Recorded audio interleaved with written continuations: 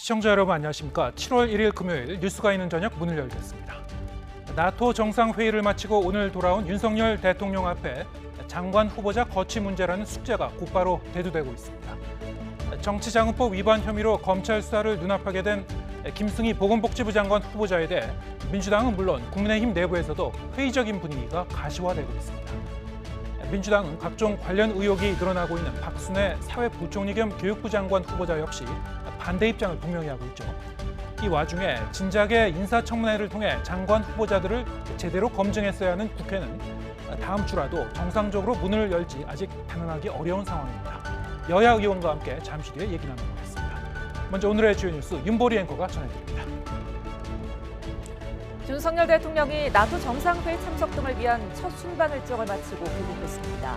윤 대통령은 중국의 위협이 명시된 새로운 전략 개념 채택으로 인한 대중관계 악화 가능성에 대해 어느 국가든 규범을 어기면 규탄할 것이라며 원칙론을 내세웠습니다. 상반기 무역 적자가 100억 달러를 넘어 역대 최대 규모를 기록했습니다. 에너지 수입액이 지난해보다 2배 가까이 늘어난 게 원인인데 월별 무역 수지도 금융위기 이후 14년 만에 석 달 연속 적자를 이어가 경기 침체 우려가 커지고 있습니다. 오늘 오후 승객 380여 명을 태우고 서울로 향하던 SRT가 대전 조차장역 인근에서 탈선했습니다. 기관실과 여객실 한 량의 탈선에 11명이 다쳤고 상행선 통행이 중단되는 등 이용객들이 큰 불편을 겪고 있습니다. 지난달 지방선거로 선출된 민선 8기 광역기초단체장과 지방의원들이 오늘부터 임기를 시작했습니다. 오세훈 서울시장은 약자와의 동행을 시정 비전으로 내세웠고 김동연 경기지사는 경기도 비상경제 대응 조치를 1호 결제로 처리하며 민생 살리기에 초점을 맞췄습니다. 승객 등 380여 명을 태우고 서울로 향하던 SRT 고속열차가 대전시 대덕구 대전 조차장역 인근에서 탈선했습니다. 현재까지 승객 등 11명이 다친 것으로 전해졌고 상하행선 열차들이 줄줄이 지장을 받고 있습니다. 취재기자 연결해서 자세히 알아보겠습니다. 이문석 기자. 네, 대전입니다. 네, 오늘 SRT 탈선 사고 어떻게 일어난 겁니까? 네, SRT가 탈선한 건 오늘 낮 3시 20분쯤이었습니다. 대전시 대덕구 대전 조차장역 인근 상행선으로 고속열차 전용 선로에서 사고가 났습니다. SRT 측은 처음에 기관실 한 량만 탈선했다고 밝혔는데요. 조사 결과 여객실 한 량도 궤도를 이탈한 거로 확인됐습니다. 열차는 모두 10량으로 앞과 뒤에 기관실이 하나씩 있고 중간에 8량이 여객실입니다. 진행 방향으로 볼 때 앞쪽 기관실에 붙은 첫 번째 여객실과 열차 맨 뒤쪽 기관실이 탈선했습니다. 사고 열차엔 승객 380명과 승무원 3명이 타고 있었습니다. 현재까지 11명이 다쳐서 이 가운데 7명이 병원으로 옮겨진 거로 전해졌습니다. SRT 측은 다른 열차 승객들은 버스를 이용해 대전역으로 모두 이동시켰고 대체 열차를 타도록 탑승 조치했다고 밝혔습니다.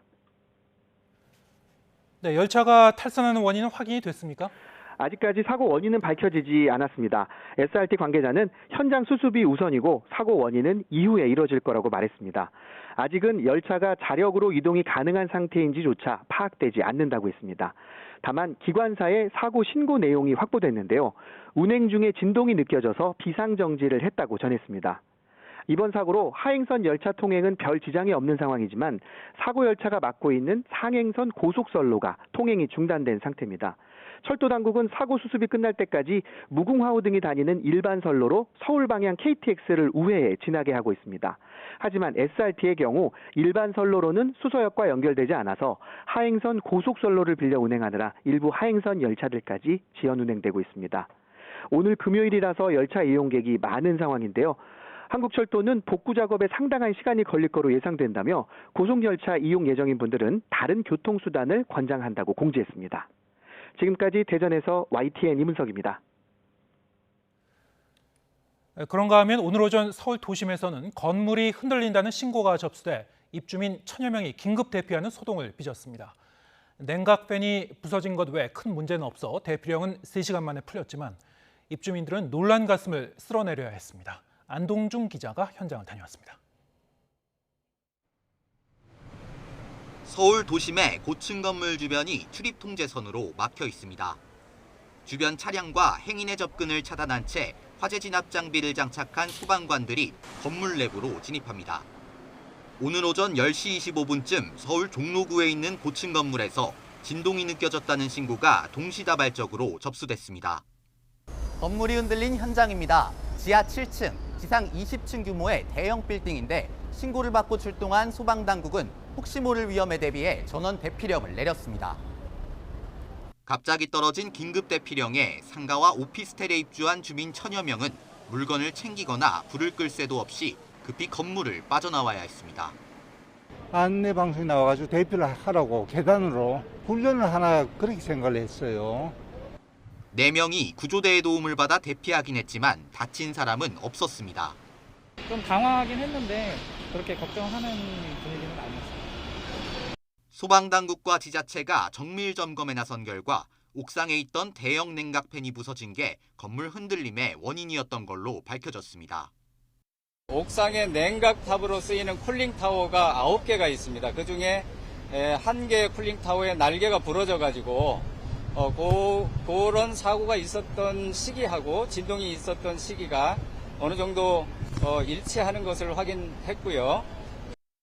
소방당국은 건물의 추가적인 손상이나 외상은 보이지 않는다며 3시간여 만에 대피령을 해제했습니다.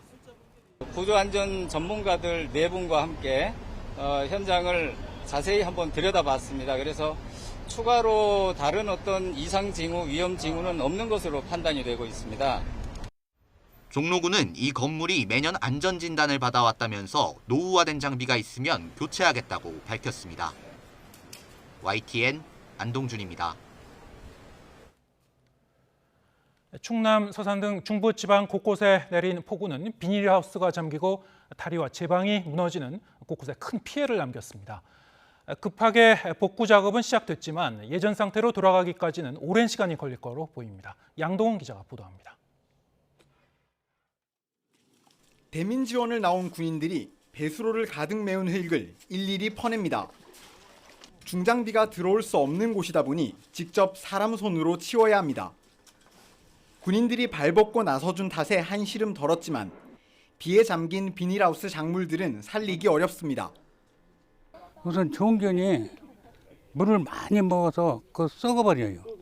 네. 그리고 꽈리 고추 같은 경우에는 이제 물을 많이 먹으면은 이게 서서히 고사가 돼버려.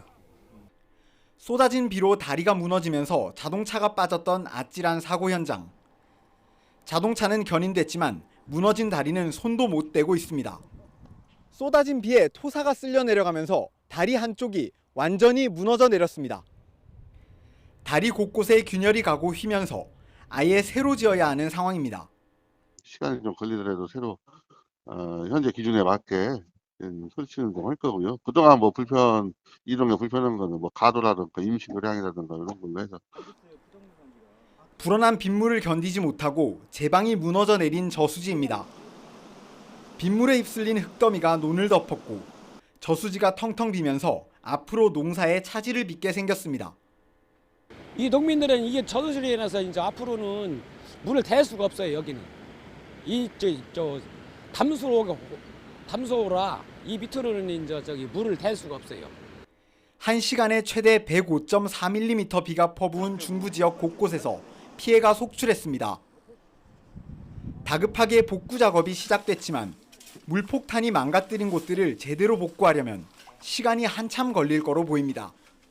더구나 기상청이 다음 주 또 전국 각지에 많은 비가 내릴 거라고 예보하면서 피해 주민들의 걱정도 깊어지고 있습니다. 지금 비도 이제 더 올 거잖아요. 더 올 건데 저기서 살아갖고 맨날 좀 불안하긴 해요. YTN 양동훈입니다. 네, 이렇게 중부지방에 큰 비를 뿌린 장마전선은 소강 상태에 들어갔습니다. 주말과 휴일에는 비 대신 푹푹 찌는 찜통더위가 맹위를 떨칠 것으로 보입니다. 김진두 기자입니다. 장맛비가 물러난 자리에 뜨거운 햇살이 쏟아집니다. 빠르게 치솟은 기온은 대부분 30도를 넘었고 경북 지역은 35도를 웃돌았습니다. 그동안 내린 비로 습도가 높아지면서 불쾌지수도 80을 넘어섰습니다. 대다수가 더위로 인한 짜증을 느끼는 날씨입니다. 서울 등 수도권에 폭염주의보가 발령되는 등 폭염특보도 전국으로 확산했습니다. 폭염경보구역도 늘어났습니다. 주말과 휴일에는 장맛비 대신 무더위가 맹위를 떨칠 것으로 보입니다. 전국 대부분 지역에 폭염특보가 발효 중인 가운데 주말 동안에는 낮 동안 대체로 맑은 가운데 강한 햇볕이 더해지면서 낮 동안 남부는 최고 37, 8도, 중부도 35도 가까이 기온이 올라 올여름 들어 가장 무덥겠습니다. 특히 낮더위가 쉽게 식지 않아 전국적으로 더위에 잠 못 드는 밤이 나타날 것으로 보입니다. 기상청은 높아진 습도에 기온까지 크게 오르며 일사병과 열사병 같은 온열 질환자가 발생할 가능성이 크다고 밝혔습니다. 따라서 노약자는 한낮 야외 활동이나 농사 일을 자제하고 물을 자주 마시는 등 건강관리에 주의를 기울여야 할 것으로 보입니다. YTN 김유두입니다. 주말 찜통더위가 지나면 다음 주 초반에는 올여름 첫 태풍이 올라옵니다.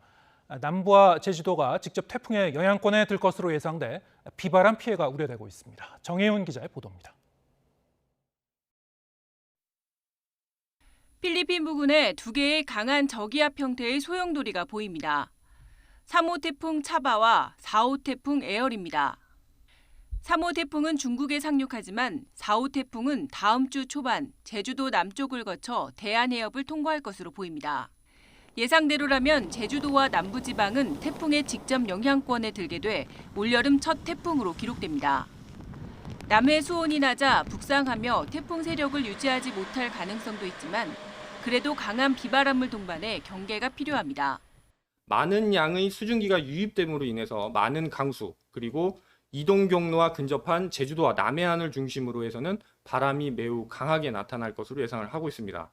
동해상과 남해상에서도 강한 바람으로 인해 높은 파도가 불 것으로 예상되니 태풍이 지나간 뒤에는 다시 장마전선이 활성화하겠습니다. 그런데 중국에서 소멸할 것으로 보이는 3호 태풍 차바가 남긴 수증기가 장마전선에 공급됩니다. 강력하게 발달한 비구름을 동반한 장마전선이 다음 주 중후반부터 우리나라에 영향을 줄 수 있는 겁니다. 기상청은 다음 주에는 비바람 강도가 이번 주보다 더 세질 가능성이 크다고 내다보고 침수와 산사태 등에 대한 철저한 대비를 주문했습니다. YTN 정혜윤입니다.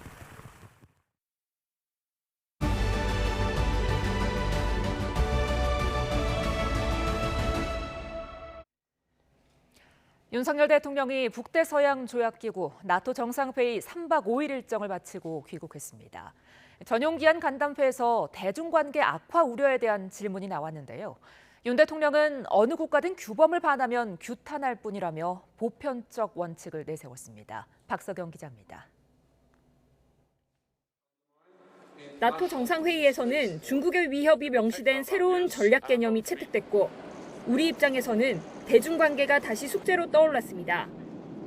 윤 대통령은 기내 간담회에서 관련 질문을 받고 특정 국가를 배제하겠다는 건 아니라며 보편적인 원칙과 규범을 내세웠습니다.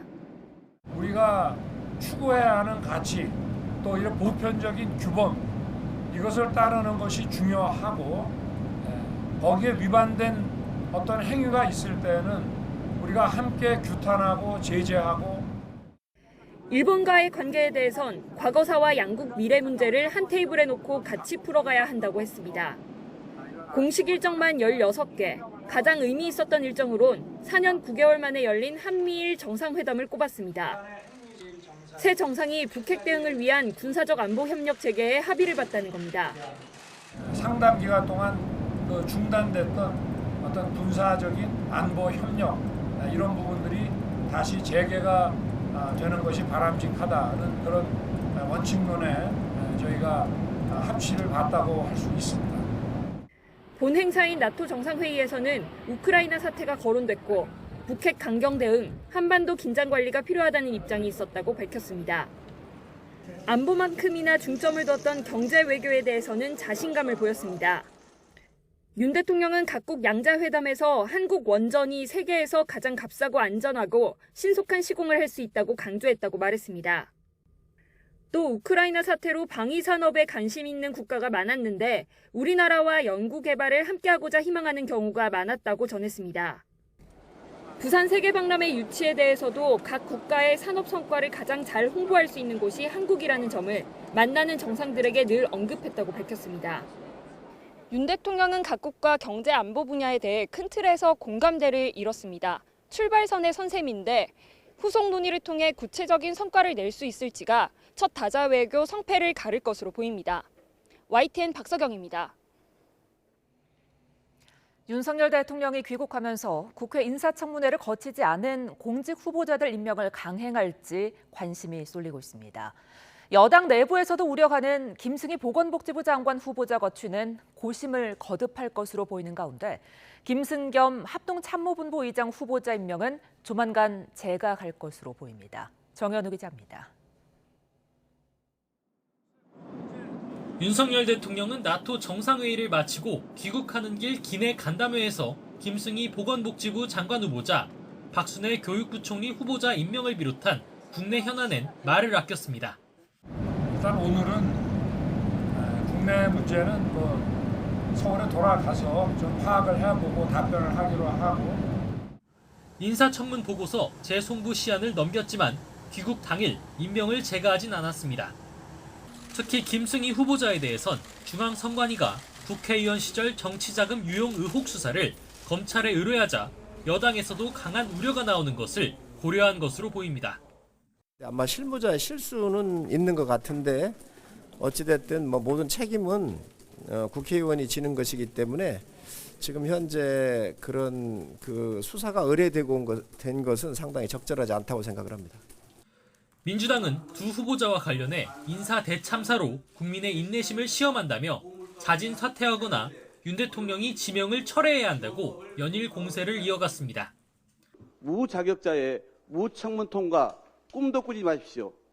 이번에도 청문도 없이 윤 대통령이 또다시 임명을 강행하거나 강행을 염두에 둔 지연 꼼수를 부린다면 중대한 민심 배반 행위가 될 것입니다.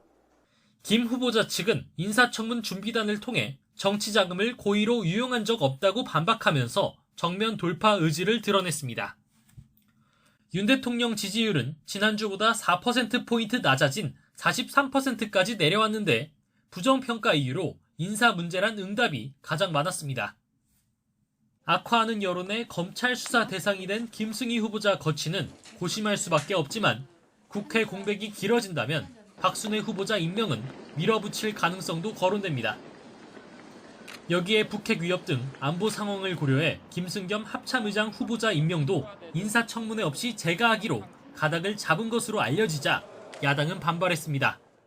청문회를 거치지 않고 하는 꼴이 됩니다. 이것은 국회를 무시하는 처사고 국민들을 무시하는 처사입니다.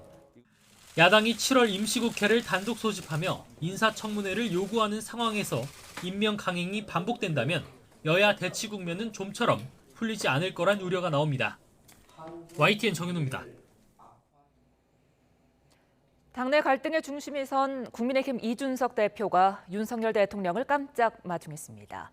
윤리위 징계심의와 친윤계와의 갈등으로 인한 고립 상황을 해소하기 위한 것 아니냐는 분석이 나왔습니다. 이경국 기자입니다. 나토 정상회의 일정을 마치고 귀국한 윤석열 대통령이 김건희 여사와 비행기에서 내립니다. 이상민 행정안전부 장관과 짧은 대화를 나눈 윤 대통령. 뒤이어 기다리고 있던 국민의힘 이준석 대표와 웃는 얼굴로 악수합니다. 지난달 27일 출국 당시에는 배웅에 나서지 않았던 이 대표가 깜짝 마중에 나선 겁니다. 정말 성과가 좀 한국에서 보기에도 의미가 있었다라고 말씀드렸고. 이를 두고 다양한 해석이 잇따랐습니다. 먼저 친윤계와의 입단 갈등 끝에 윤 대통령과의 가교 역할을 하던 박성민 전 당대표 비서실장이 사퇴한 상황. 대통령과의 소통이 끊기는 게 아니냐는 우려를 불식시키기 위함이라는 겁니다. 또 윤리위 징계 심의를 앞두고 입지가 좁아진 상황에서 윤심의 지원을 요청한 거 아니냐는 분석도 나왔습니다. 다만 이 대표는 박성민 비서실장 사퇴에 압박이 있었을 거라며 친윤계를 향해서는 연일 날을 세웠습니다. 주변에서 어떤 압박이라 해야 될까 이런 걸 받고 있어 너무 잘 알겠더라고요. 말을 하시는 분들이 원하는 방향으로 대표를 이끌어라라는 건데. 측근들 역시 이 대표가 공천 개혁에 나서자 등을 돌린 거라고 비판을 쏟아냈습니다. 친윤계 전체가 돌아섰다라는 평가는 어느 정도 맞는 것 같습니다. 반감 내지는 두려움을 가지고 계신 분들이 많은 것 아닌가. 반면 친윤계 의원들을 중심으로는 당대표가 오히려 분란을 조장하고 있다는 기류도 강합니다. 길어지는 집권 여당 내홍에 당 안팎의 비판 여론은 나날이 커지고 있습니다. 하지만 이준석 대표와 친윤계 모두 쉽게 물러서지는 않을 것으로 보이는 만큼 당내 혼란은 당분간 계속될 것으로 보입니다. YTN 이경국입니다.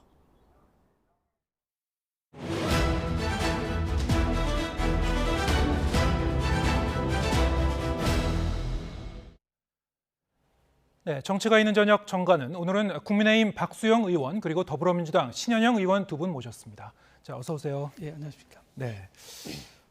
앞서도 보셨습니다만 윤석열 대통령 오늘 이제 나토 정상회의 모두 일정을 마치고 귀국했는데요.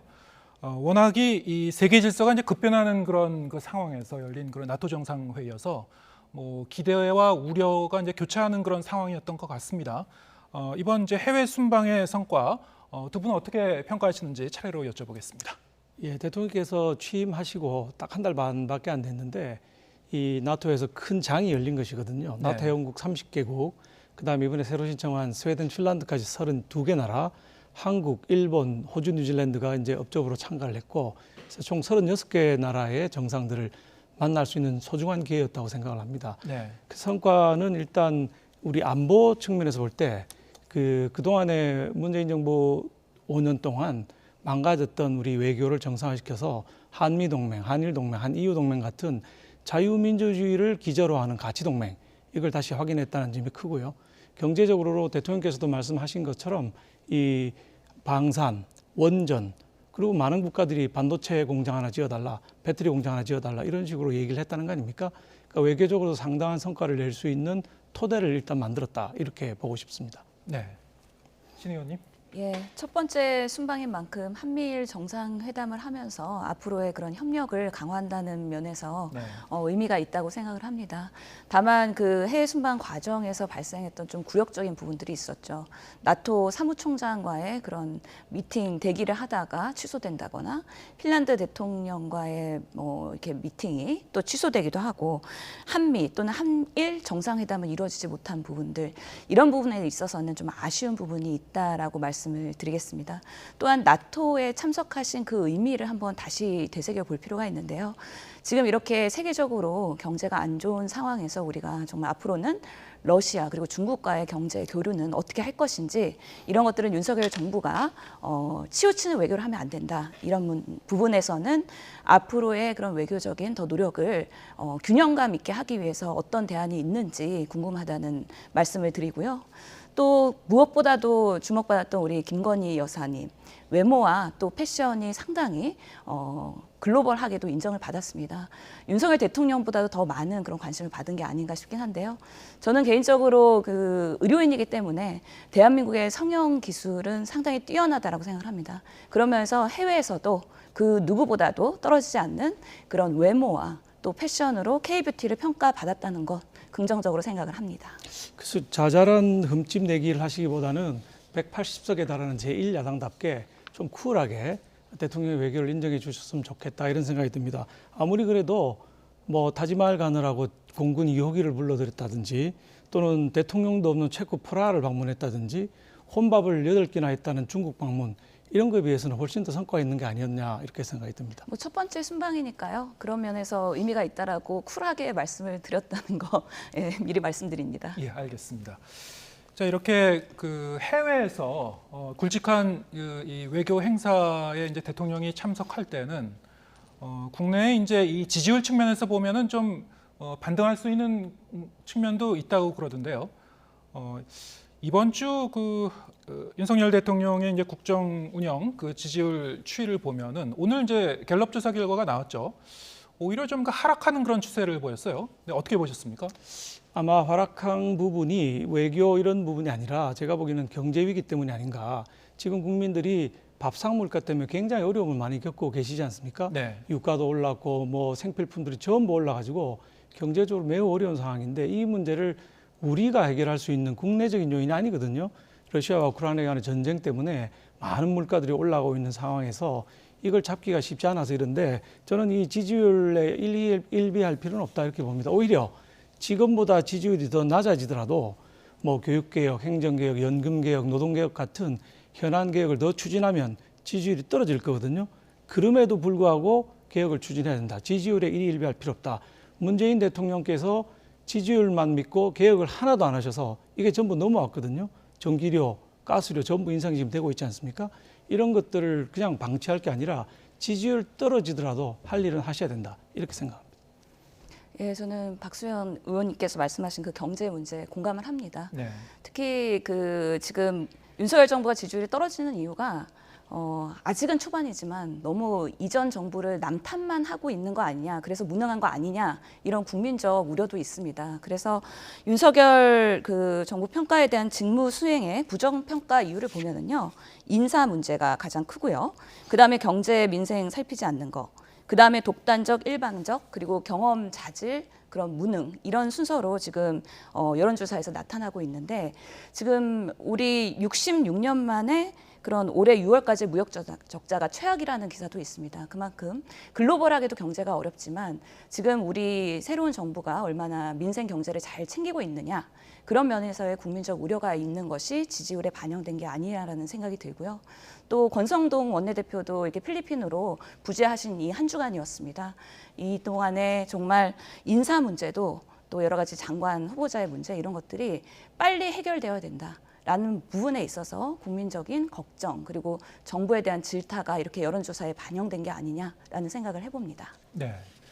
좀 말씀하셨습니다만 이 지지율 하락의 원인이 좀 복합적인데요. 뭐 여러 가지 국내적인 원인이 있죠. 말씀하신 대로 이제 인사 문제, 그리고 경제, 민생 문제, 특히 이제 인사 문제를 지적한 그런 응답자가 좀 많았는데요. 윤석열 대통령 이제 돌아오자마자 여러 가지 뭐 이제 현안들이 쌓여 있습니다만 장관 후보자 어떻게 처리할 것인가? 지금 2명의 장관 후보자 인사청문회도 이제 못 거치고 이미 사실 이제 법적으로 보면 대통령이 임명을 해도 법적으로는 뭐 하자가 없습니다만 여러 가지 그 정책 부담도 있을 것 같고요. 특히 이제 김승희 보건복지부 장관 후보자 같은 경우에는 장관 후보자로는 처음으로 이제 정치자금법 위반 혐의로 이제 검찰에 수사가 의뢰가 됐죠. 자, 이 여당의 내부의 기류도 좀 변하고 있는 것 같은데 어떻습니까, 분위기가? 예, 뭐 민주당에서는 일단 뭐 사퇴를 요구하고 있는 중에 있고요. 네. 선관위에서 고발을 하지 않고 수사 의뢰를 했습니다. 네. 고발보다 조금 낮은 단계인데 잘 모르겠으니까 검찰에서 수사해달라 이렇게 지금 보내놓은 단계이고, 김승희 후보자 같은 경우는 조목조목 또 반박하는 자료를 내놓고 있는 상황입니다. 그래서 이런 경우에 우리가 꼭 필요한 게 바로 인사청문회가 아니냐. 한쪽에서는 의혹을 제기하고 한쪽은 아니라고 자료를 내놨는데 어느 게 진짜인지를 보려면 역시 인사청문회를 해야 되는데 아시는 것처럼 지금 국회 원 구성이 안 되고 있기 때문에 인사청문회까지 가지도 못하고 있는 상황이거든요. 네. 안타까운 상황이죠. 그럴수록 더 빨리 원 구성하고 인사청문회를 빨리 진행시켜야 된다고 생각합니다. 국민의힘 입장에서는 그러면은 뭐 자진 사퇴라든가 임명 철회의 가능성은 전혀 고려하고 있지 않은 건가요? 임명 철회나 자진 사퇴보다는 본인이 분명히 자료를 내놓고 이건 사실이 아니다라고 한 부분들 많이 있고 네. 하기 때문에 청문회가 그래서 있는 거 아니겠습니까? 뭐 사전에 전부 뭐 문제가 있다고 다 사퇴할 바에는 청문회가 필요가 없게 되는 것이죠. 우리 청문회를 둔 제도를 살려서 더불어민주당과 우리가 함께 청문회를 빨리 할 수 있도록 원 구성을 서둘러 줬으면 좋겠습니다. 네. 이제 김승희 장관 후보자도 있고 박순애 장관 후보자도 있고 이제 이 2명의 장관 후보자 청문회도 못 거친 그런 상태인데요. 지금 민주당은 어떤 입장이신지요? 예.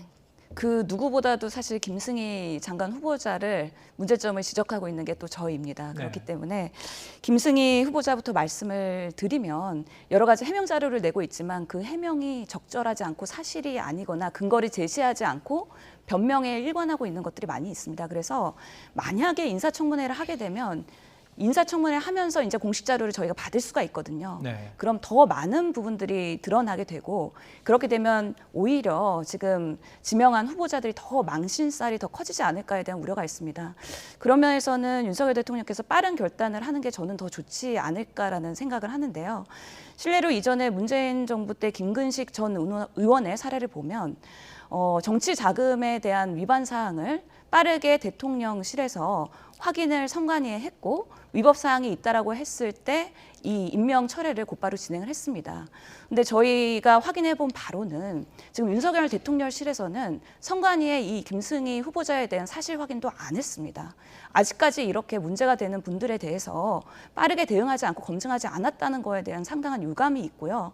이런 부분에 있어서의 그동안의 인사 검증 시스템이 과연 윤석열 정부에서 있었느냐, 이런 부분에 대해서 솔직하게 말씀하시고 지명 철회하시는 게 지금으로서는 더 나은 대안이지 않을까. 시간을 끌면 끌수록 저는 정부에 부담이 될 것 같다라는 걱정이 있습니다. 네, 일단 뭐 인사청문회냐, 뭐 자진 사퇴냐, 임명 철회냐, 아니면 임명 강행이냐, 뭐 여러 가지 이제 갈래 선택의 길이 있습니다만, 국민의힘 입장에서는 사실 이 두 장관 후보자가 모두 이 부실 검증의 이 소지가 있는 그런 이 비난의 소지가 있는 지금 상황이거든요.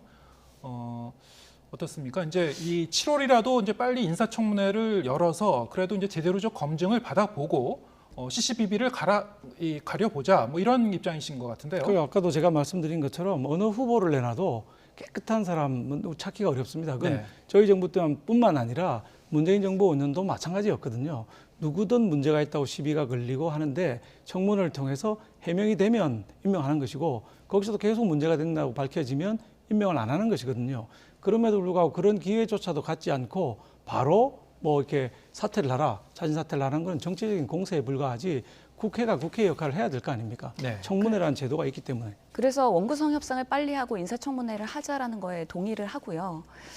이때까지 인사청문회 제도에 여러 가지 취약점들이 있었기 때문에 문재인 정부 또는 윤석열 정부 모두 다 좋은 능력 있는 분들을 모시기 어려운 것도 사실이긴 합니다. 물론 김승희, 박순애 후보자의 상황은 다른 상황이라고 말씀을 드릴 수 있긴 하겠는데 이제 원구성을 하고 빠르게 협상을 해서 정말 제도적인 그런 허점이 있다 그러면 같이 보완하고 정말 능력 있는 분들이 장관이 되셔서 보건복지부든 교육부든 빠르게 이끌어 주셨으면 하는 간절한 마음이 저희 야당에게도 있다는 말씀 드리겠습니다. 네, 일단 이 두 장관 후보자가 전임 이 후보자들이 한 번씩 낙마한 다음에 다시 지명이 된 분들이라서 또 다시 낙마할 경우에는 뭐 여당 입장에서도 굉장히 정치적 타격이 있을 것 같은데 여러 가지 뭐 고민이 있을 것 같습니다. 예, 뭐 정치적인 타격도 있지만 두 부처 보건복지부와 교육부 수장이 없는 상태로 너무 오래 가게 되는 문제가 있거든요. 네. 그러니까 무엇보다도 빨리 원구성 협상을 빨리 마무리하고 바로 인사청문회 하면 되거든요. 원구성만 되면 그렇게 해서 해결하는 것이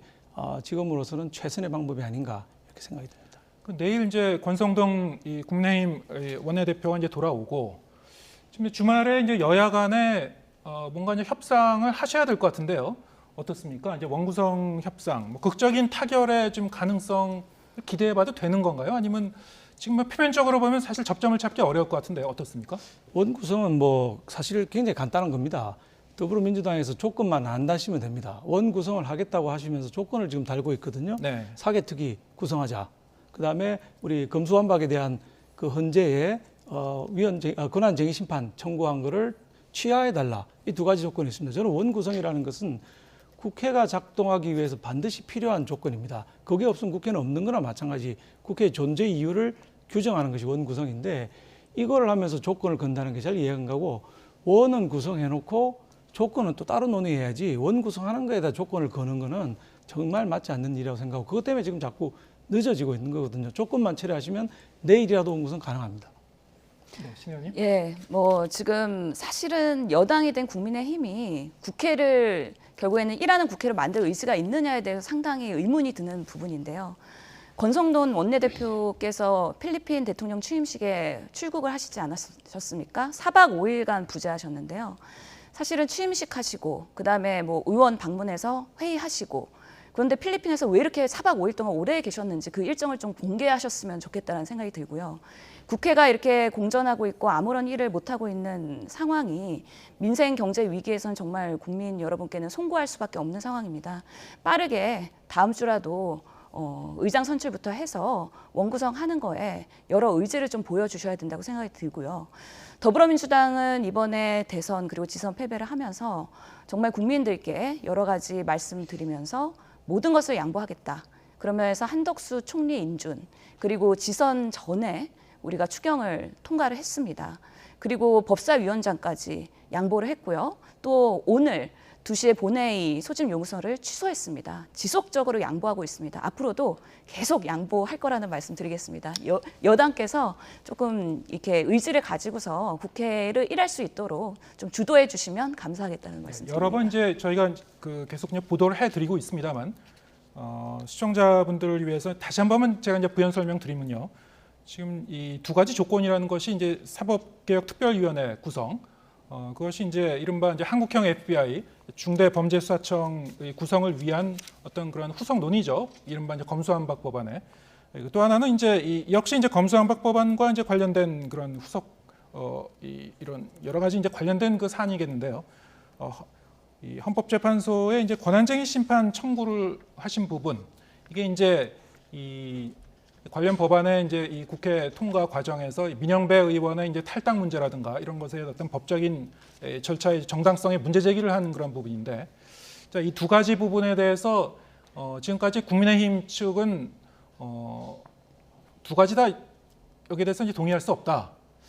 자, 그렇게 되면은 민주당 쪽에서는 지금 이 양보안 타협안을 내놓으라고 하고 있는데 국민의힘 측에서는 이제 여기에 대해서 양보할 뜻이 없다 이런 건데요. 이 두 가지 전제에 대해서 이를테면 둘 중에 하나를 좀 양보한다든가 아니면은 약간 변형된 방식으로 좀 타협안을 제시한다든가 이럴 가능성은 없는 겁니까? 그럴 가능성도 충분히 있죠. 두 분이 협상하다 보면 가능성이 있는데 네. 아까 우리 신영 의원님 말씀하신 것처럼 원을 빨리 구성하는 것이 국회의 존재를 보여주는 겁니다. 원 구성 없이 의장도 없이 부의장도 없이 각 상임위 구성도 없이 심의를 하거나 법안을 통과시킬 수가 없는 것이거든요. 네. 그 국회는 지금 부존재하고 있다고 보시면 됩니다. 그 존재를 위해서 하는데 양보하신 걸 한 5가지 말씀하셨는데 결정적인 2가지 양보하지 안 하시는 건 또 말씀 안 하셨거든요. 이 2가지가 결정적이고 나머지는 정말 사소한 것들이죠. 본질적인 검수완박법에 관한 2가지는 원 구성은 해놓고 뒤에서 협상을 하는 게 맞다고 생각하고 지금이라도 2가지에 대해서 협상을 진행하면 제3의 방법을 찾아낼 수도 있겠죠.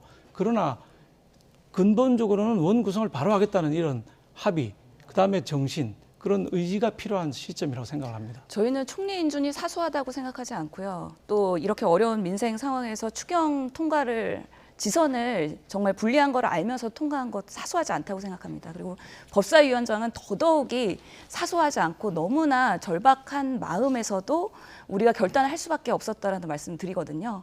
여당에서 이제 여당이 되셨으니까 양보할 수 있는 것들 어떤 것들이 있는지 좀 고민하시면서 주말에 좀 여야 협상이 진행되면 또 다음 주 월요일 날 2시에 본회의에서 또 의장단 선출부터 되지 않을까 하고 기대를 해보겠습니다. 글쎄요, 법사위원장 양보하셨다고 하는데 그건 이미 지난달에 합의가 됐던 것을 지금 안 한다고 했다가 이걸 내놓으면서 양보하라고 말씀하시면 안 되죠. 합의 다 해서 다 서명까지 다 했던 부분 아니겠습니까? 그럼 한덕수 총리 하자가 별로 없는데 그걸 자꾸 통과시켜줬다고 그건 큰 양보했다고 자꾸 말씀하시면 양보 안 해야 될 거를 이렇게 만들어 놓고는 하시면 안 되는 거죠. 양보할 이유도 없는 거를 자꾸 그걸 리스트에 집어넣으시면 그 곤란한 거죠. 네, 지금 국민들 보기에는 지금 한 달째 국회가 공전하고 있고 어떻게 보면 상당히 좀 국민들 보기에는 짜증스러운 그 상황이 계속되고 있는데요.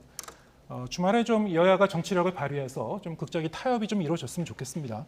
자, 지금 시간이 얼마 남지 않아서요. 각 당의 상황 간단하게 이제 질문을 드리도록 하겠습니다.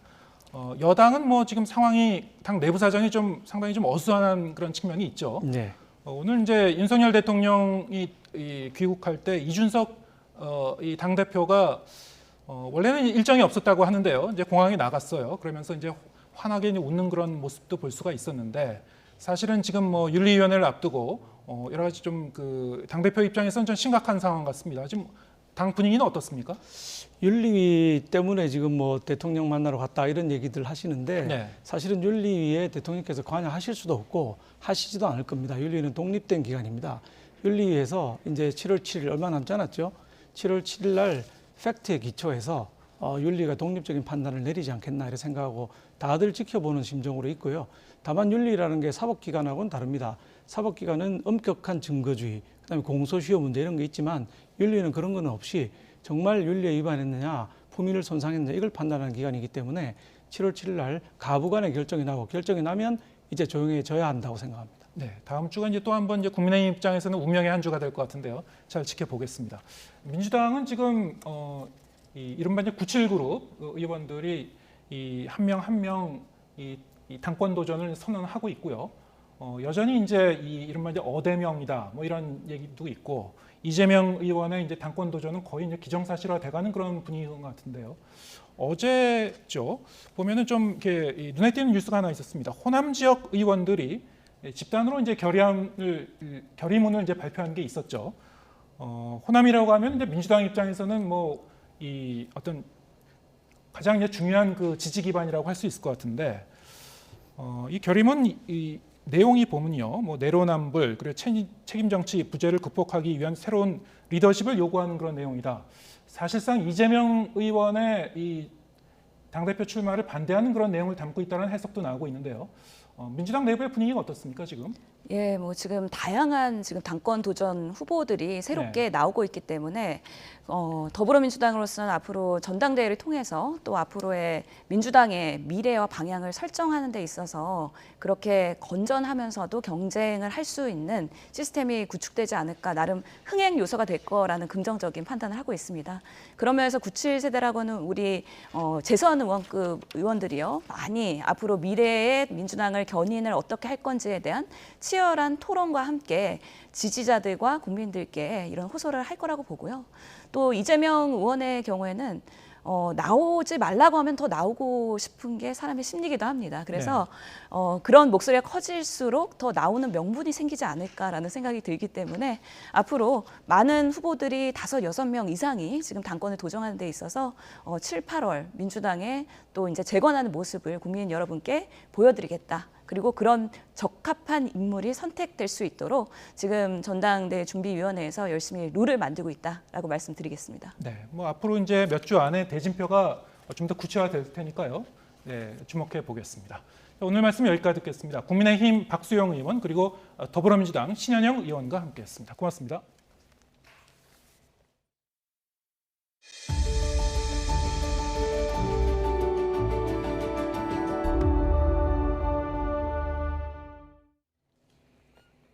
상반기 무역 적자가 100억 달러를 넘어 역대 최대 규모를 기록했습니다. 러시아의 우크라이나 침공의 여파로 에너지 수입액이 늘어난 게 발목을 잡고 있습니다. 윤혜리 기자입니다. 수출 성적표는 좋았습니다. 지난달 수출액은 지난해 같은 기간 대비 5.4% 늘어서 역대 6월 가운데 최고 실적을 냈습니다. 문제는 수입입니다. 러시아의 우크라이나 침공으로 에너지 가격이 급등하면서 수출보다 수입액이 더 크게 늘었습니다. 1년 8개월째 수출액은 증가하고 있는데 무역 수지가 24억 7천만 달러 적자인 이유입니다. 에너지 가격이 높은 상황이 지속되며 원유 등 에너지원 수입이 전년비 50억 불 이상 증가한 것이 무역 적자에 직접적인 영향을 주었으며 무역 수지는 지난 4월 이후 석 달째 적자입니다. 글로벌 금융위기였던 지난 2008년 이후 14년 만에 처음입니다. 이에 따라 올해 상반기 무역 적자는 103억 달러까지 늘어 역대 최대를 기록했습니다. 특히 에너지 수입액은 지난해보다 87% 넘게 늘었습니다. 정부는 무역 적자를 줄이기 위해 기업들의 수출 위험 요소를 철저히 관리하겠다고 밝혔습니다. 정부는 수출 모멘텀이 지속되도록 대외 리스크 대응, 수출 저변 기반 확대 등을 중점적으로 추진해 나가겠습니다. 끝나지 않는 러시아의 우크라이나 침공과 떨어질 줄 모르는 원자재 값이 우리 경제의 발목을 잡고 있습니다. YTN 윤혜리입니다. 오늘부터 유류세 인하 폭이 법정 최대 한도인 37%로 확대됐습니다. 급등하던 주유소 기름값이 2달 만에야 조금 내려갔는데요. 그동안 너무 올라선지 주유소를 찾은 운전자들은 체감이 잘 안 된다는 반응을 보였습니다. 권남기 기자입니다. 주유소로 차량이 줄지어 들어옵니다. 유류세가 법정 최대 한도로 떨어진 날 조금이라도 아끼려는 운전자들이 몰렸습니다. 10만 원어치로 지금 넣고 있는데 지금 어떻게 될지 몰라요. 많이 올랐어요. 그 부담스러워요. 어디 다니기도. 그나마 다행이란 반응도 있었지만 유류세 인하가 별로 피부에 와닿지 않는다는 말도 많았습니다. 유류세 인하 폭이 37%로 확대됨에 따라 휘발유는 리터당 최대 57원, 경유는 38원이 더 내려갈 수 있습니다.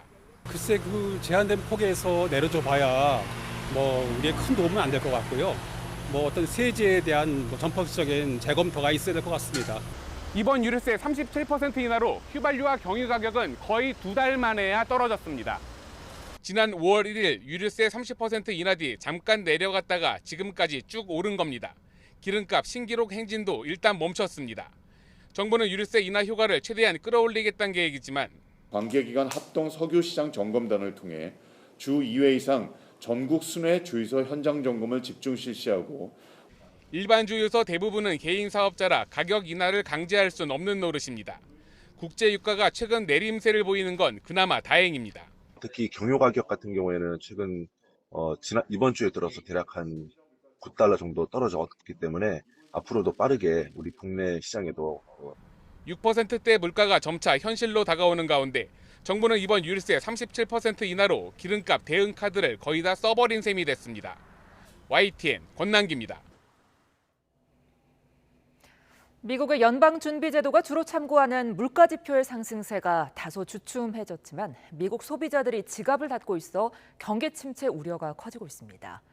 미국 뉴욕 증시는 52년 만에 최악의 상반기를 보낸 것으로 나타났습니다. 이종수 기자입니다. 미국의 소비자 지출이 크게 둔화한 것으로 조사됐습니다. 지난 5월 소비자 지출이 0.2% 증가하는 데 그쳐 전달인 4월 0.6% 증가에 비해 크게 줄었습니다. 높은 물가에 소비자들이 지갑을 닫고 있는 겁니다. 이에 따라 경기 침체 우려도 함께 커지고 있습니다. 미국 중앙은행 연준이 주로 참고하는 물가 지표인 개인 소비 지출 가격 지수는 지난 5월에 한 해 전에 비해 6.3%, 한 달 전에 비해선 0.6% 올랐습니다. 물가 상승 속도가 다소 주춤한 모양새지만 여전히 높은 수준을 유지했습니다. Inflation, staying persistently high, there has been demand destruction. Higher interest rates are impacting housing, they're impacting consumer spending on discretionary items. And so, certainly that might be enough to put another negative GDP print. 미국 경제가 인플레이션과 경기 침체 가능성과 씨름하면서 미국 500대 기업의 주가를 반영하는 스탠더드 앤 푸어스 S&P 500 지수는 올해 상반기에 20.6% 하락했습니다. 1970년 이후 52년 만에 최악의 기록을 남겼습니다. 500대 기업 가운데 우크라이나 전쟁 이후 유가 급등의 수혜 분야인 에너지 기업을 제외하고 애플과 디즈니, JP모건 등 모든 분야 기업들 주가가 하락했습니다. 채권 시장 성적도 저조해 모기지 금리 등 각종 금리의 기준이 되는 10년물 미국 국채 가격은 10%가량 폭락했습니다. YTN 이종수입니다. 네, 7월이 시작된 오늘부터 전기와 가스 요금도 오르고 유류세 인하폭도 최대치로 확대되는 등 바뀌는 정책이 많습니다. 구체적으로 어떤 변화가 생기게 되는 건지 관련 내용 정철진 경제평론가와 살펴보겠습니다. 안녕하세요. 네, 안녕하십니까? 네. 요즘 이제 이 주식 투자하시는 분들 여러 가지 하여튼 기분이 안 좋으실 것 같아요. 네. 네. 하루하루가 정말 그렇습니다.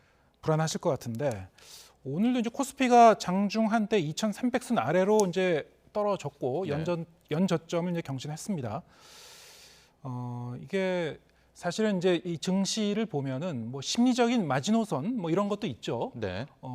심리적으로 이제 지탱이 되는 그런 그 선이 있는 법인데 2,300선이라는 요 선도 굉장히 상징적인 의미가 있는 선 같아요.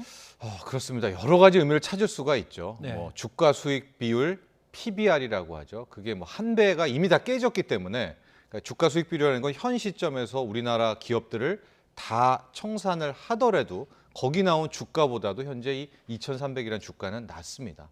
그러니까 이런 것들, 여러 가지 기술적인 거, 혹은 가치, 밸류에이션들을 적용을 해도 현재는 굉장히 과매도 국면이다라는 것이 이제 증권업계에서 나오는 이야기입니다. 다만 주식이라는 게 항상 그렇듯이 좀 이제 과한 부분들이 있어요. 팔 때는 과매도가 나오고요, 살 때는 과매수가 나오기 때문에 현재로서는 과연 밸류에이션이라든가 어떤 지표로서 이 정도면 싸다, 안 싸다라고 말하기에는 조금 성급한 측면들이 있습니다. 네. 특히 지금 또 하나의 화두가 과연 세계 경제가 경기 침체에 빠질 것이냐 말 것이냐라는 정말 중요한 부분을 지금 테스트하고 있는 건 아니겠습니까? 네. 그렇기 때문에 일단은 뭐 2,300이 바닥이야라든가 아니면 또 반대로 더 떨어질 거야 혹은 뭐 여기서 반등이야라든가 그 어떤 예상보다는 실질적인 어떤 신호들, 지표들 이런 것들을 좀 확인하고 판단하는 것이 좋을 것 같습니다. 네. 미리 이제 예단을 해서 예측하기보다는 그때 상황에 이제 대응을 하는 방식으로 네. 좀 신중함이 필요한 시점이군요. 그렇죠. 네. 저는 뭐 가장 좋은 것을 외국인 매수의 시작 이것을 네. 봐야 될 것 같습니다. 자, 이렇게 이제 증시 변동성이 좀 커지고 있는데 금융당국이 이 증시 변동성을 좀 완화하기 위한 조치를 좀 검토하고 있다고 하던데요. 그렇습니다. 조금 전에 발표가 나온 것 같아요. 예, 그렇죠. 그러니까 2,600선이 깨질 때부터 이제 우리 동학개미라고 하는 개인 투자자들의 계속해서 목매고 기다렸던 것이 이제 당국이 뭐 좀 해달라. 이제 과거에도 이렇게 패닉셀 구간, 과매도 구간이 나올 때는 뭐 증시 안정기금 펀드를 구축해가지고 주식을 사준다라든가 아니면 뭐 공매도를 우리 코로나19 때처럼요 어느 기간 동안 한시적으로 못하게 한다든가 이제 여러 가지 좀 대책을 기대했었는데 안 나오고 있었습니다. 네. 그런데 오늘 말씀하신 대로 장중에 이제 코스피가 2,300선이 깨지자 장후에 금융위원회에서 일단 이제 증시 변동성 완화 대책을 내놨는데요. 네. 크게 핵심이 세 가지입니다. 첫 번째가 우리가 신용 거래를 하지 않습니까? 예. 뭐 미수를 쓰거나 신용을 하거나 주식담보대출을 받게 되는데 이것은 담보 비율이라는 걸 꼭 맞춰야 됩니다. 140%. 그 밑으로 깨지면 반대 매매가 나가는 것이고 그러면 아무리 좋은 주식을 들고 있더라도 그냥 주식을 뺏기거든요. 근데 첫 번째 대책은 이 신용융자 이 담보 비율을 맞추는 것을 앞으로 3개월간 면제한다는 겁니다.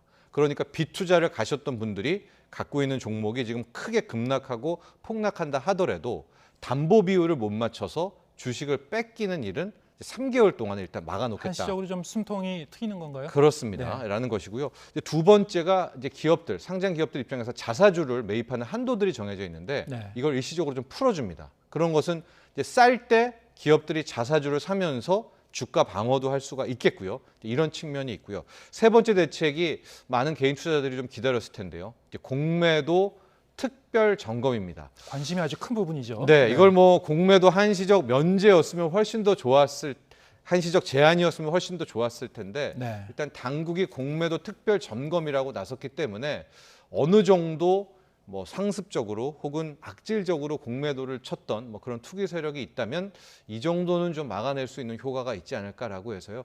크게 일단 오늘 세 가지 정도의 금융위원회에 일단은 이제 증시 안정 대책이 나왔습니다. 이것이 네. 과연 다음 주 월요일 날 어떻게 적용되는지 지켜보죠. 예, 알겠습니다. 지금 하여튼 그 물가 상승 행진이 뭐 계속되고 있는데 뭐 최근에 이제 전기요금 또 이제 인상하기로 해서요. 네. 자, 이게 뭐 이 물가가 이제 어디까지 올라가는 건가 여러 가지 뭐 우려가 큽니다. 일단 이제 2022년 하반기가 시작되는 오늘부터 달라지는 것이 많은데 네. 먼저 이제 전기요금과 도시가스 요금이 이제 오르게 됐죠. 네. 하반기에는. 한 달에 어느 정도 이제 오르는 건가요? 일단 전기요금은 이번에 킬로와트당 5원이 인상이 됐죠. 네. 당초에 한국전력은 33원 넘게 올려달라고 했지만 이제 5원 인상이 됐었는데요. 이것을 이제 월 가구, 4인 가구 기준으로 좀 환산을 해보면은요, 약 한 1,500원 정도가 더 늘어나는 이제 그런 이제 결과가 나타납니다. 그렇다면 뭐 기존에 한 4인 가구가 월 42,000원 뭐 이 정도였다면 44,000원, 45,000원 정도로 늘어나게 되는데 네. 문제는 전기요금이 아니라 가스요금도 한 2,000원 정도 추가, 4인 가구 기준입니다. 늘어납니다. 그렇기 때문에 뭐 전기요금, 가스요금 합쳐서 거의 한 이제 4,000원 정도의 부담이 더 늘어난다. 추가적으로요. 네, 이렇게 생각하시면 될 것 같습니다. 네. 자, 이게 사실은 이제 이 공공요금이 계속 늘어나게 되면은 이제 물가를 더 자극하게 되는데 네. 이 전기요금과 이제 도시가스 요금 외에도 사실은 이제 이 중앙 정부가 아니고 지자체에서 결정하는 그 공공요금도 많지 않습니까? 네. 하반기에는 뭐 이게 공공요금이 더 줄줄이 오르지 않을까 뭐 이런 걱정도 있어요. 저는 이제 택시요금 정도를 좀 많이 생각하고 있는데요. 네. 이제 앞서 지자체 얘기했지만 뭐 부산이라든가 이런 곳들은 실은 지금 워낙 택시 대란이거든요. 전국적으로. 네. 그것이 이제 택시 기사분들이 코로나19 때 이제 빠져나간 분이 다시 유입이 안 됩니다. 네. 게다가 개인 택시 분들도 지금 기름값이 워낙 많이 올라가지고 뭐 많이 운행을 한다고 해서 그것이 오히려 또 손해가 나게 되는 뭐 이런 상황이기 때문에 거의 택시 대란급입니다. 그래서 몇몇 지자체에서는 택시 요금을 이제 인상하는 방안들인데 아마도 이런 것들이 좀 확산되면 결과적으로 뭐 지자체 별이든가 뭐 아니면은 정부 차원에서라도 대중교통요금 등등은 추가적으로 또 인하 가능성이 매우 높고요. 앞서 전기요금, 가스요금 얘기했지만 전기요금은 요번에 연료비 연동으로 해서 일단 연간 최대치를 올려줬지만 네. 구성 항목들이 많이 있거든요. 예. 그런 것들을 조절한다면 한 10월경에는 추가적으로 또 한 번 올 수 있다. 가능성이 저는 전기요금 인상이나 가스요금 인상 가능성이 좀 높다고 보고 있습니다. 네. 지금 이제 이 기름값도 많이 올랐는데, 네. 자 이걸 좀 완화하기 위해서 이제 유류세를 이제 이 인하폭을 좀 확대를 했죠. 오늘부터 이것도 이제 법정 최고 한도 37%로 확대가 됐는데, 네.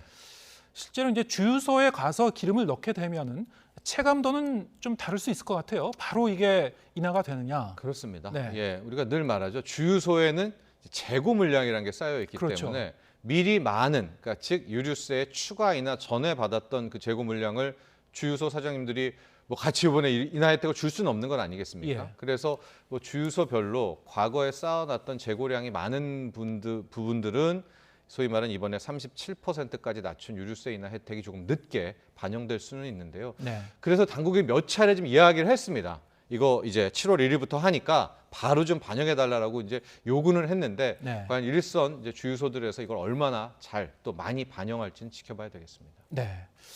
자, 그런가 하면 이제 부동산 그 대출 규제도 이 변경이 된 부분이 있었죠. 네. 예, 좀 짚어보겠습니다. 일단은 대출 규제부터 먼저 중요한 걸 살펴봐야 되는데요. 네. DSR이라고 해서 총부채 원리금 상환 비율, 그 차주의 연간 소득이 있고요. 네. 차주가 갖고 있는 모든 빚들을 이제 연간 원리금으로 상환을 해서 이제 분자에다 넣는 겁니다. 그래서 이 전체가 40%가 넘지 못하도록 1금융권 기준입니다. 네. 그러니까 있는 거가 이제 DSR 40% 규제인데요. 이제 7월부터는 1억이라도 빚이 있으면 이 차주에 대해서는 모두가 다 이제 40% DSR이 적용이 됩니다. 기존에는 이제 2억이었죠. 2억이었었습니다. 예. 하고 이것도 이제 그 전에는 훨씬 더 많은 분들. 그러니까 실질적으로 2억이라든가 밑에가 아닌 이제 그 대출이 있었던 분들은 DSR에 신경 쓸 필요가 없는데 이제는 1억만 넘어도 바로 DSR 40%로 꽁꽁 묶이게 되기 때문에 네. 추가 대출이 이제 소득이 낮은 분들은 거의 꽉 막히는 이제 그런 상황이 됐다라고 볼 수가 있겠고요. 부동산 대출 쪽에서는 이것도 뭐 여러 번 뭐 설명을 해드렸었고 아마 윤석열 정부에서 처음으로 내놨던 이제 그런 부동산 관련 정책이기도 한데요.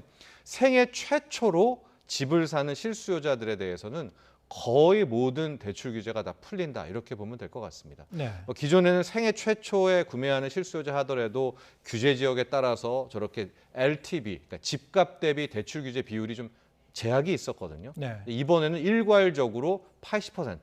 그러니까 처음 집 사시는 분은 집값 대비 80% 대출이 가능하고요. 또 저기 화면에 안 나왔지만 기존에는 소득 기준이 있어서 또 생애 최초에 산다고 하더라도 뭐 1억 이상의 고소득은 또 제약받고 그랬는데 이제 싹 다 없습니다. 그러니까 생애 최초는 집값 대비 80% 대출을 받을 수 있다. 이렇게 정리하시면 되겠습니다. 그렇다고 하더라도 이 LTV 이 규제는 좀 이렇게 완화되는 셈입니다만 물론 이제 생애 최초로 집을 구하시는 분들 네. 이렇게 처음으로 집을 사는 분들도 아까 말씀하신 DSR 규제 강화 네. 이 부분은 피해갈 수 없는 건가요? 근데 혜택을 좀 줍니다. 네. 그러니까 여기도 이제 청년층, 그러니까 젊은 층이 많지 않습니까? 네. 그때는 DSR을 현소득으로 분모에다 두지 않고 예. 이분들이 미래에 이제 더 많은 돈을 벌 거다라는 것을 그렇군요. 가정해서 이제 미래 소득을 이제 분모에 넣어주는 등으로 DSR도 굉장히 좀 완화시켜주는 젊은 분들은 이제 앞으로 더 소득이 늘어날 가능성이 높다 이렇게 그렇죠. 보고 거기에 맞춰서 계산을 하는 거군요. 그렇습니다. 네. 예. 그렇게 좀 이제 우회로를 열어줬습니다. 알겠습니다. 그런데 이렇게 이 생애 최초로 집을 사는 실수요자를 위한 대출 규제가 이제 이렇게 완화가 된 건데요. 어떻게 보면은 지금 사실 뭐 경제 상황도 안 좋고요. 앞으로 지금 어떻게 풀릴지도 굉장히 불확실한 상황인데 네. 국민들에게 빚을 내서 집을 사라 이렇게 부추기는 측면도 있는 거 아닙니까? 그런 지적들을 많이 받고 있죠. 네. 그러나 뭐 이게 대선 공약이기 때문에 예. 한다 뭐 이럴 수도 있을 것 같고요.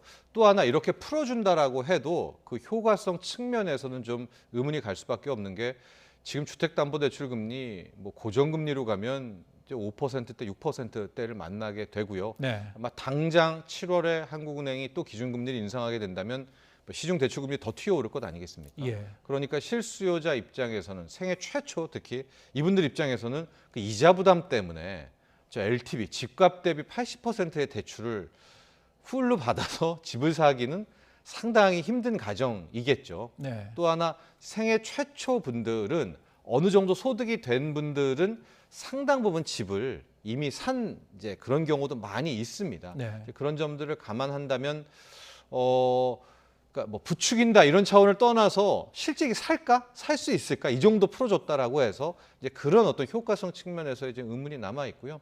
부동산 규제는 이런 겁니다. 우리가 부동산 규제를 풀어주면 오르고 부동산 규제를 하면 뭐 집값을 잡고 뭐 이렇게 생각을 하는데 현실 속에서는 부동산 규제를 하면 할수록 실은 집값은 더 오르고요. 네. 부동산 규제를 풀어주기 시작할수록 집값은 더 떨어지는 또 그런 역설적인 측면들도 많이 나왔습니다. 그러니까 오히려 이렇게 막 부동산을 풀어준다는 것은 소위 정반대. 지금 부동산 시장이 상당히 지금 하락세고 이제 더 큰 약세로 갈 가능성이 있다. 또 이런 식의 추론도 가능할 것 같습니다. 예, 알겠습니다. 이제 한국은행이 이제 금리를 오를 가능성이 굉장히 높고요. 그것도 한 0.5%포인트 정도 네. 올릴 수 있다. 이런 예상이 나오고 있지 않습니까? 네. 앞으로 이제 또 이 금리 인상 추세는 좀 당분간 계속될 걸로 좀 전망이 되고 있고. 네. 자, 그렇게 되면은 이 대출 전에 이제 실소유자들도 여기에 대해서 좀 마음의 대비를 해야 될 것 같아요. 어떤 점을 주의해야 됩니까, 제일? 일단은 올 한 해는 뭐 네. 투자도 좋지만 빚 관리가 거의 뭐 생명이다라고 볼 수가 있겠습니다. 그러니까 예. 자기의 총 부채를 좀 감안을 하고요. 본인의 현금 흐름, 소득 흐름을 또 파악할 수 있을 것 아니겠습니까? 네. 그런 차원에서 이제 빚 부담을 어떤 식으로 막아낼 수 있을까에 좀 개별적으로 전략을 짜야 될 것 같고요. 지금 빚내서 투자한다라든가 또 뭐 부동산이 더 뜰 것 같으니까 빚내서 레버리지를 일으켜서 뭐 집을 산다라든가 실은 이런 어떤 투자적 행위보다는 나의 빚이 있다면 그 빚 관리를 얼마나 효율적으로 할 수 있을까가 가장 급선무가 되지 않을까. 이것은 이제 금리 인상 시기에는 가장 뭐 늘 누구나도 말하는 제일 원칙이다. 이렇게 보시면 되겠습니다. 예, 알겠습니다. 정철진 경제평론가와 함께했습니다. 고맙습니다.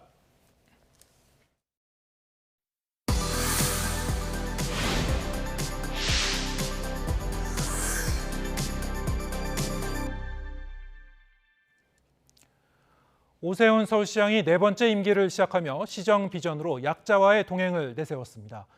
예산권을 준 시의회가 12년 만에 여대 야소로 재편되면서 취약계층을 위한 안심소득 같은 오세훈표 핵심 정책 추진에도 속도가 붙을 전망입니다. 차유정 기자가 보도합니다.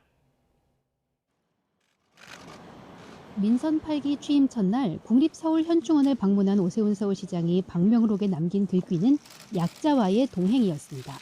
오 시장은 약자와 동행하는 서울을 반드시 만들겠다고 다짐했습니다. 현충원 참배 뒤 오 시장은 곧바로 종로의 폭우 피해 현장을 달려가 점검했습니다. 취임식은 간단히 온라인으로 대체하고 오 시장이 찾은 곳은 쪽방촌이었습니다. 전날 쪽방촌을 찾아 애로사항을 들었던 오 시장은 노숙인과 쪽방촌 주민 대책을 발표했습니다.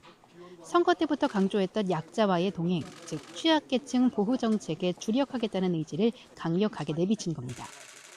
쪽방촌이나 노숙인 여러분들의 식사 문제 그리고 폭염 대책 문제에 좀 전기를 마련해보자 하는 뜻에서 한 열흘 전부터 이런저런 검토 끝에 오늘 몇 가지 보고 말씀을 드릴 수 있게 준비가 됐습니다. 약자와의 동행 대표 정책인 안심소득은 이번 달부터 지급을 시작하며 형편이 어려운 청소년들을 위한 온라인 교육 플랫폼인 서울론도 본격적으로 확대합니다. 제가 지난 지방선거 시작부터 일관되게 말씀드렸던 약자와의 동행은 정치적 구호가 아닌 제가 서울시장으로서 존재하는 이유이자 제 평생의 과업입니다. 최대 과제인 부동산 시장 안정을 위한 주택 공급 확대도 주목됩니다. 시는 민간 주도 개발 시 정비사업 기간을 크게 단축하는 신속통합기획과 노후주거지를 한꺼번에 개발하는 모아타운 추진에 속도를 내고 있습니다. TBS의 교육방송 기능 전환도 눈에 띕니다. 시의회 여당 의원들이 TBS의 서울시 지원을 중단하는 조례를 발의하기로 하면서 TBS 개편 작업에도 속도가 붙을 것으로 보입니다. 여당이 다수를 점한 시의회와 구청장까지 든든한 우군과 함께하게 된 오 시장은 이번 임기 내에 이른바 오세훈표 정책의 가시적인 성과를 내는 데 주력할 것으로 전망됩니다. YTN 차유정입니다. 김동연 경기도지사는 취임식을 생략한 채 호우 피해와 복구 상황 점검으로 첫 업무를 시작했습니다. 경기도 내 다른 지자체장도 대부분 취임식 대신 재난 상황을 챙기느라 분주했습니다. 김학무 기자의 보도입니다. 경기도청사에 첫 출근한 김동연 도지사가 제일 먼저 들른 곳은 재난안전대책본부. 이번 주 집중호우로 인한 피해와 복구 상황을 보고받고 대비를 지시했습니다. 취임식을 생략하고 취임 선서도 집무실에서 간단히 마쳤습니다. 도민의 복리 증진 및 지역사회의 발전과 국가 시책의 구현을 위하여 도지사로서의 직책을 성실히 수행할 것을 엄숙히 선서합니다. 이어 김 지사가 첫 번째 결재한 서류는 경기도 비상경제 대응조치 종합계획. 최근 경제위기 상황에서 특히 어려움이 큰 중소기업과 소상공인, 자영업자, 취약 주민 등을 위한 대책을 담고 있습니다. 어려운 도민들의 삶을 보다듬고 민생을 살리는 일에 먼저 우선순위를 두기 위해서 1호 결재로 민생경제 살리는 쪽으로 했습니다. 역시 취임식을 생략한 이재준 수원 특례시장은 폭우로 옹벽이 무너진 현장을 먼저 찾았습니다. 이어 자신의 핵심 공약인 경제특례시 조성에 맞게 바이오 기업과 투자 협약을 체결했습니다. 갖고 있는 용지를 최대한 확보하고 필요하다면 첨단 기업 신도시를 만들고 또 비행장을 옮겨서 대기업 등의 첨단 기업을 많이 유치하겠습니다. 이상일 용인 특례시장도 취임식 대신 호우 피해 현장을 방문하고 글로벌 반도체 중심도시 추진 전략을 첫 결재해 반도체 산업에 대한 지원 의지를 보였습니다.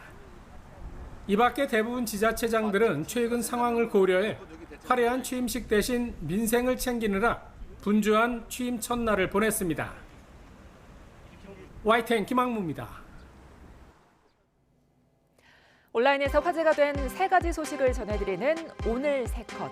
첫 소식은 모처럼 훈훈한 이야기입니다. 배우 김지수 씨가 11년 전 골수를 기증해줬던 백혈병 환자 후일담을 전했는데요. 김지수 씨는 기증 당시 고등학생이던 남학생이 기증을 받고 건강하게 자라 결혼한다는 소식을 접했다면서 기적을 만날 수 있는 경험을 하게 해줘 감사하다고 전했습니다. 그러면서 살기 팍팍하고 힘든 요즘이지만 이럴 때일수록 기적을 만날 수 있는 일에 함께 간다면 상대방뿐 아니라 오히려 나에게 힘과 위로가 될 거라 경험으로 확신한다면서 장기 기증 등에 대한 관심과 참여를 당부했습니다. 다음은 세계적 유적인 페루 마추픽추의 화재 소식입니다. 유네스코 세계문화유산 마추픽추가 인근 산불로 불에 탈 뻔했지만 가까스로 진화됐다는데요. 다행히 유적지엔 피해가 없다고 합니다. 이번 산불은 농민이 화전을 일구려고 불을 지른 게 원인이었습니다. 세계 허파로 불리는 아마존 열대우림의 파괴 원인 1위도 화전이라고 하는데요. 우리나라도 매년 산불로 막대한 피해를 입고 있죠. 정말 자나깨나 불조심, 꺼진 불도 다시 봐야겠습니다. 지난달 27일 40도를 육박하는 날씨에 미국으로 밀입국하려던 트레일러에 갇힌 53명이 희생됐죠. 참사 희생자들의 사연이 전해지며 안타까움을 더하고 있는데요. 미국에서 일해 고국의 어머니에게 집을 지어주겠다고 약속했던 13살 키체족 원주민 형제. 주민 다수가 하루 30페소, 우리 돈으로 약 1,900원으로 생활하는 가난한 마을에서 희망을 찾아 미국행을 선택한 멕시코인. 국적도 나이도 다르지만 이들은 모두 희망을 찾기 힘든 고국의 삶에 지쳐 자신과 가족의 더 나은 삶을 위해 미국행을 감행했는데요. 희생자들의 안타까운 사연에 누리꾼들은 한마음으로 애도를 표했습니다. 지금까지 오늘 세 컷이었습니다.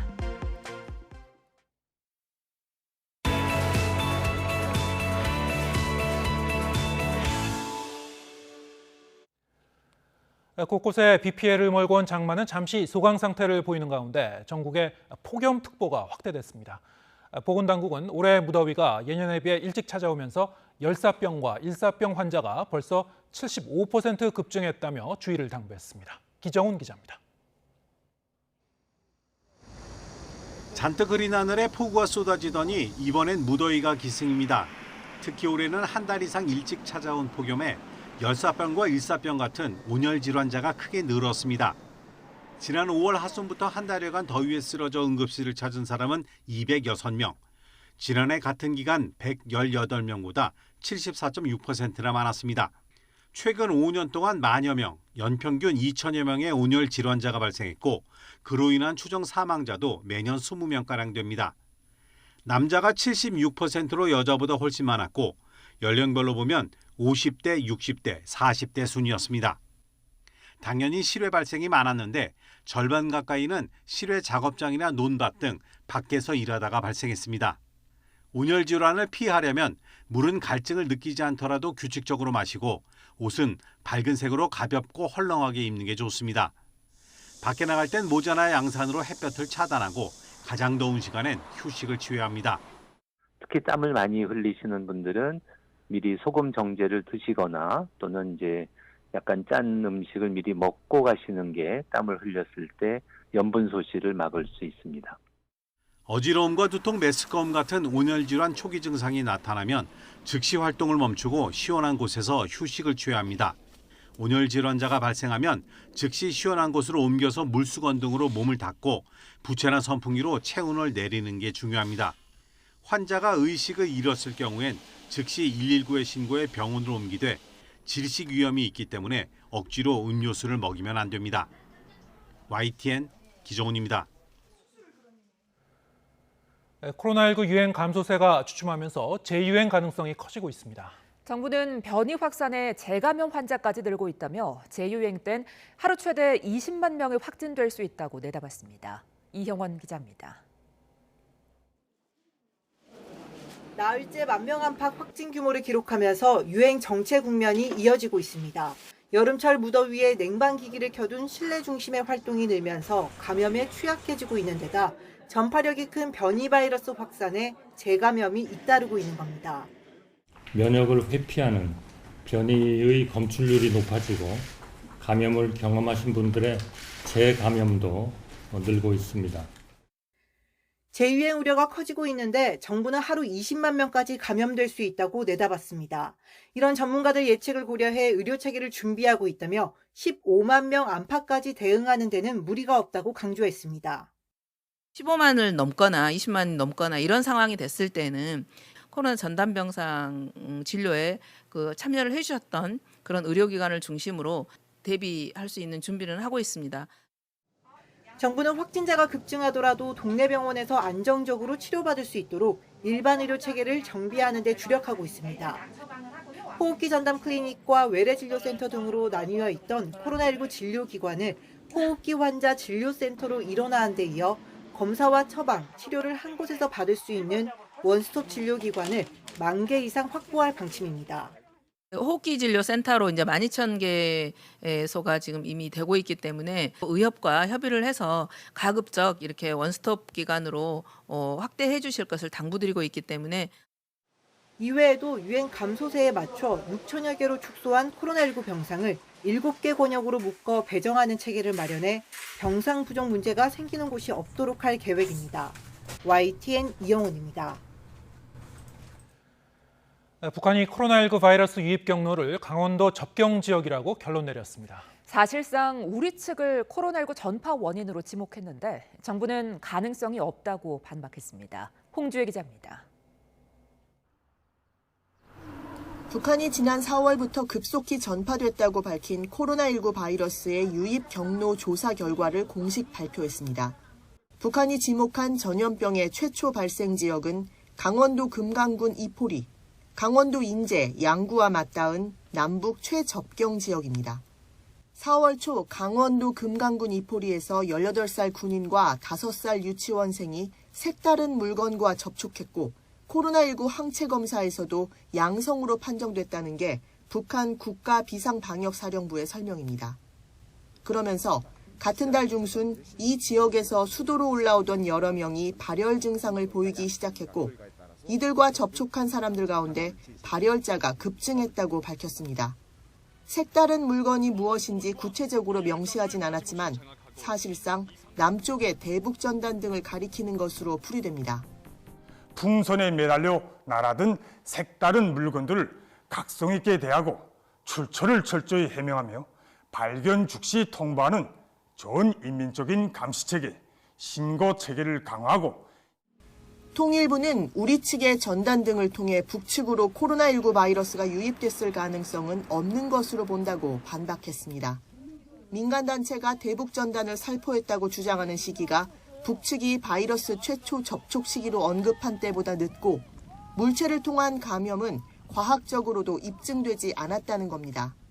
물체의 표면에 잔존한 바이러스를 통한 코로나 감염은 사실상 불가능하다는 것이 질병관리청 등 관계기관 및 전문가 그리고 WHO 등 국제기구들의 공통된 견해이며 이런 가운데 북한이 코로나19 확산 사태의 책임을 남측에 전가함으로써 민심을 잠재 우려한다는 분석이 나옵니다.